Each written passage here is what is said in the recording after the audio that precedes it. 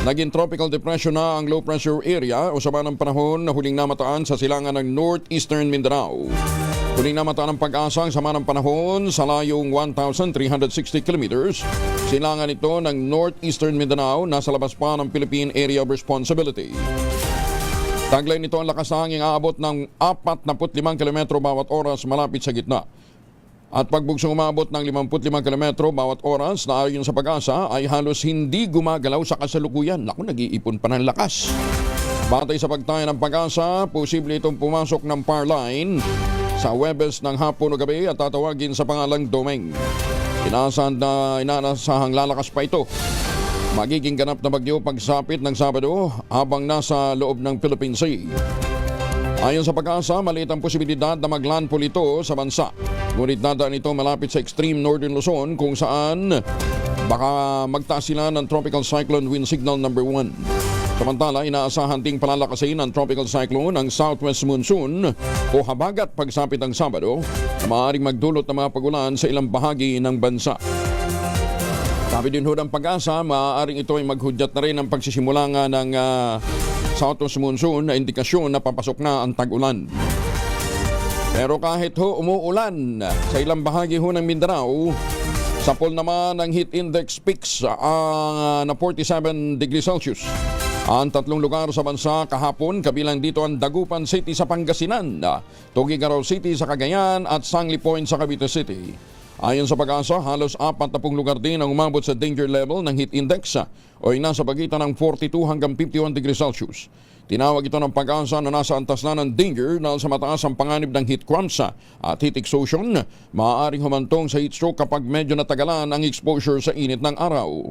Ang iba pang lugar na nakapagtala ng danger level ng heat index ay ang Pasay City, dito sa Metro Manila 44, sa Quezon City 43 degrees Celsius, sa Sinay, Ilocos Sur na imbagdabigat ka na kayo amin sa mga suki natin dyan po sa Norte 43 degrees Celsius, sa Lawag City naman 42, sa Bacnotan, La Union 44, Calayan, Cagayan 44, Apari, Cagayan 45 degrees Celsius, sa Bayumbong, Nueva Vizcaya 42 degrees Celsius, sa Echag, Isabela 45, Balero, Aurora 44, Kasiguran, Aurora 46, Iba, Zambales 44. Maganda umaga din po sa mga suki natin dyan sa Pampanga. 45 degrees Celsius ang damang init dyan. Sa Muñoz, Nueva Ecija 44 degrees Celsius. Sa Subic, Mayo, Olongapo City 44 degrees Celsius. Mainit din po sa San Ildefonso, Bulacan 45 degrees Celsius.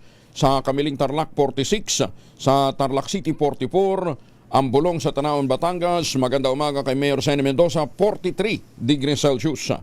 Samantala, sa Infanta, Quezon, 43 degrees Celsius din.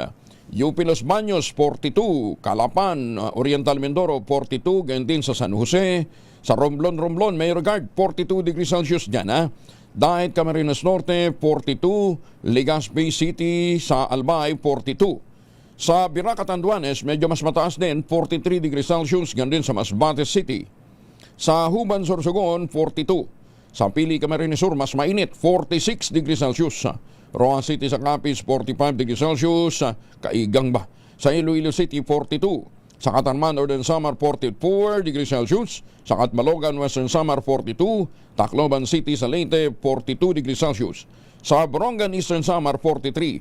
Giwan, Eastern Samar, 46 degrees Celsius. Sa Maasin, Southern Leyte, 44 degrees Celsius. Sa Dipolog, Zamboanga del Norte, 43 degrees Celsius. Maganda umaga. Station, Sir Adsar. Good morning, Adsar. Hello po, good morning po sa Angel at good morning po sa lahat ng taga-subaybay. Una sa lahat itong bagyo na sa labas ng ating Philippine Area of Responsibility na ating Tropical Depression. At ang lakas ng hangin ito ay umaabot na sa 55 kilometers per hour. Ito ay nasa layong more than 1,200 kilometers east of Mindanao. Base sa kanyang pagkilos, maaaring pumasok sa ating par magdating sa araw ng Huwebes o sa Biyernes. Ang susunod ng pangalan ay Domeng. Dito sa ating bansa, yung trough ng bagyo ay maabot sa Mindanao at yung southwest living flow ay naapektuhan doon pa rin sa Mindanao. Kaya sa Mindanao ay makakaranas, ay kasama rin Palawan, ay makakaranas ng maulap na kalangitan na may mga kalat-kalat na pag-ulan at thunderstorm. Kaya sa mga kababayan po natin sa mga nabanggit na lugar ay maibsan ang init na panahon doon. Sa Luzon at Visayas, maganda at maliwalas ang panahon. Inaasahan pa rin ang mainit alinsangan nito.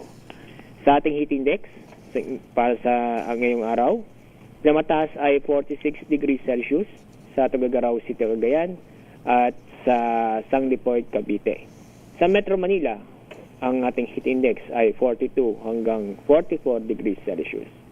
Yan ating update mula sa Pag-asa. Ako po sa Alzar D. Aurelio. Maraming salamat, Alzar. At yun nga po, para ho sa ating mga kababayan dyan sa Mindanao, ingat-ingat ho tayo dahil medyo may kalakasan ho itong bagyo. Bagamat hindi maglalandfall, mag-i-enhance nga po dito po sa southwest monsoon. Sa inaasahan nating pagsisimula ng habagat. Maganda umaga.